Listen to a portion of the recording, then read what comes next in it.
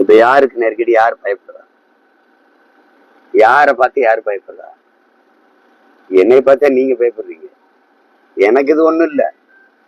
நீங்க எவ்வளவு நாளைக்கு இது பண்ணிட முடியும்? ரெண்டாவது, அதிகாரத்தில் இருக்கிறவங்க இந்த அதிகாரம் நிலையானதுன்னு நினைக்கிறது தான் சிரிப்பா இருக்கு. நம்ம தான் அப்படின்னு நினைச்சுக்கிட்டு இருக்கிற அந்த திமிர் இல்ல, அதனால போடுற ஆட்டம் தான்.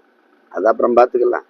எதா இருந்தாலும் எதிர்கொள்வேன். நான் இதுக்கெல்லாம் பயப்படுறாங்க. தொடர்ந்து பெரியார் குறித்து பேசியதுக்கு பிறகுதான் நிறைய பேர் நாவலிலிருந்து விலகுறாங்க. அதனால அவங்களுக்கு பெரியாரை பத்தி ஒரு புரிதலும் இல்லை, ஒரு குறிக்கோளும் இல்லை. அதுக்கு முன்னாடி போயிட்டு தான் இருக்காங்க. பெரியாருக்கு இதுக்கு சம்பந்தம் கிடையாது. பெரியாரை பத்தி நான் பேசுறேன். பெரியாரை இகழ்ந்து பேசிட்டேங்கிறாங்க. அதெல்லாம் பெரியார் பேசுனதை எடுத்து பேசணும்.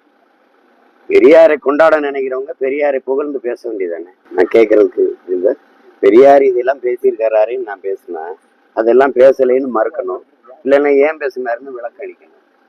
அதை விட்டுட்டு அவதூற பேசிட்டு கூடாது. இந்த படம் பொய், அதை பார்த்தது பொய், அது பொய், இது பொய்ன்னு பேசிட்டு. அவர் பேசுறது இப்ப